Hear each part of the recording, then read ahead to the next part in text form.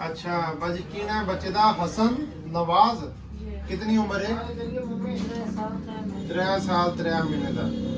ये तो दिखाओ भाई बच्चा दिखाओ हाँ काका मेरे को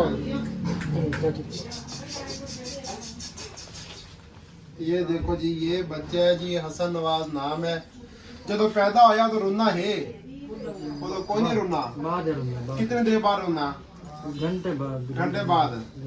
डॉक्टर के आख्या भी क्यों मसला है रोना क्यों कोई नहीं भाई बुढ़ा है बुढ़ा होया क्या मतलब होता है क्या पता है हम डॉक्टर ने पता दिया सब कुछ है नहीं बाजी ਜਦੋਂ ਆਹਿਸਤਾ ਆਹਿਸਤਾ ਬੱਚਾ ਤੁਸੀਂ ਦੇਖਿਆ ਕਿ ਬੰਦਾ ਕੋਈ ਨਹੀਂ ਖਲੋਂਦਾ ਕੋਈ ਨਹੀਂ ਟੁਰਦਾ ਕੋਈ ਨਹੀਂ ਡਾਕਟਰ ਨੇ ਚੈੱਕ ਤੇ ਕਰਵਾਇਆ ਸੀ ਕਿਦੋਂ ਤੁਸੀਂ ਇਲਾਜ ਕਰਨਾ ਸ਼ੁਰੂ ਕੀਤਾ इलाज तो करे ने साडू डॉक्टर कोई नहीं दो रहा ਬਾਜ਼ ਬਾਤ ਇਹ ਹੁੰਦਾ ਹੈ ਕਿ ਬਾਜੀ ਬੁਖਾਰ ਬਹੁਤ ਜ਼ਿਆਦਾ ਚੜਦਾ ਬੱਚੇ ਨੂੰ ਤਾਂ ਬੁਖਾਰ ਦੇ ਝਟਕੇ ਲੱਗਦੇ ਨੇ ਕਿੰਨੇ ਲੱਗੇ ਝਟਕੇ ਲੱਗਦੇ ਹਨ ਹੁਣ ਵੀ ਅਗਰ ਬੁਖਾਰ ਚੜੇ ਤੇ ਝਟਕੇ ਲੱਗਦੇ ਨੇ ਬਾਲੋਂ ਕੋ ਨਹੀਂ ਲੱਗਦੇ ਹੁਣ ਲੱਤਾਂ ਕੰਬਦੀਆਂ ਸੀ ਇਹ ਦੱਸੋ ਕਿ ਇਸ ਬੱਚੇ ਨੂੰ ਕਬਜ਼ ਰਹਿੰਦੀ ਹੈ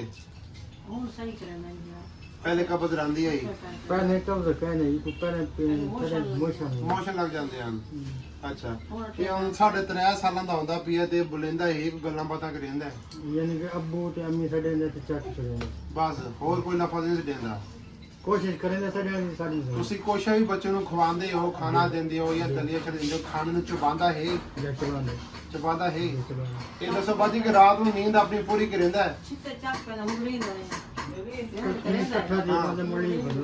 यानी कि अपने जिस्म को अकड़ांदा बहुत ज्यादा है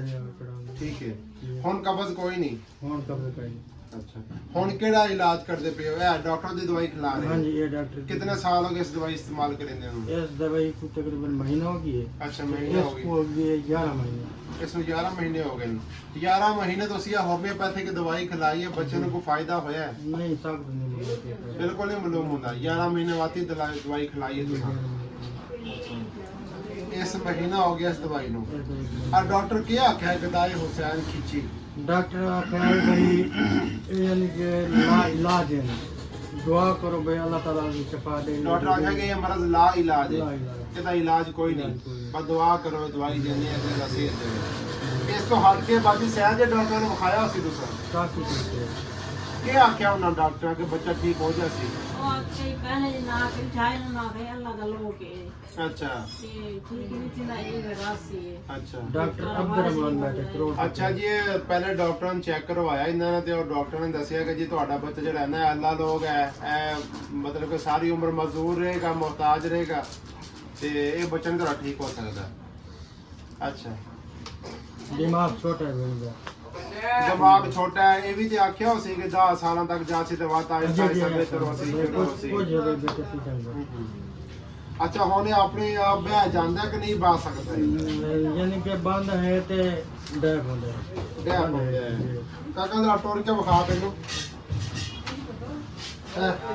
ओ देख सामने अब्दुल्ला बना जरा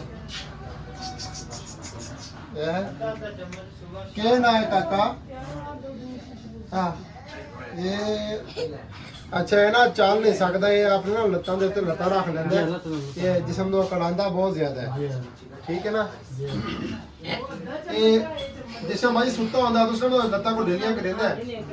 अच्छा ये ला अच्छा ये बच्चे ना तबक जांदे हैं जिवें कि मालिश करो ना हजरत काट हो मोटा जे दाग होंदी है ना तो दाग थी नसी मोटा जे दाग होंदी है हां अडानी ने लत्तां कोड़ा ने अच्छा ਉਹਨੇ ਲੱਤਾਂ ਬਹੁਤ ਜ਼ਿਆਦਾ ਕੜਾਈ ਗਈਆਂ ਨਾ ज्यादा है अक्सर ज्यादा ਮਾਲਿਸ਼ ਕੇ ਸ਼ਾਦੀ ਕਰਦੇ ਹੋ ਬਾਜੀ सतून अच्छा गरम तेल दे तेल ते मैं ਉਹ ਤੁਹਾਨੂੰ ਜ਼ਤੂਨ ਦਿਲ ਕੇ ਆਖੇ ਦੀ ਮਾਲਿਸ਼ ਕਰੋ डॉक्टर आ देन ਗਲਤ ਬਾਜੀ ਆਦੇ ਆਂ ਡਾਕਟਰ